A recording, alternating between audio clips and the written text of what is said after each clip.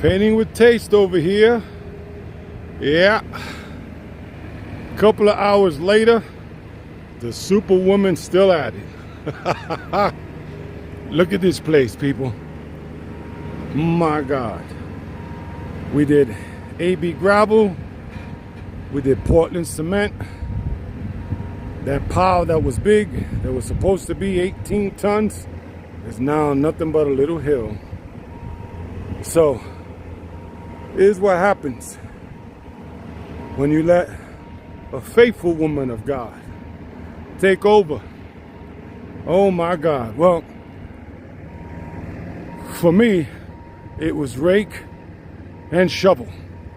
All the way down there to all the way over here.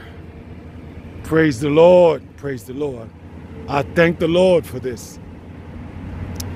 Painting with taste. Lord, you gave us. You gave us, and we shall do with what you gave us. Thank you, Lord. All right, wonderful people. I'll be back. God bless y'all.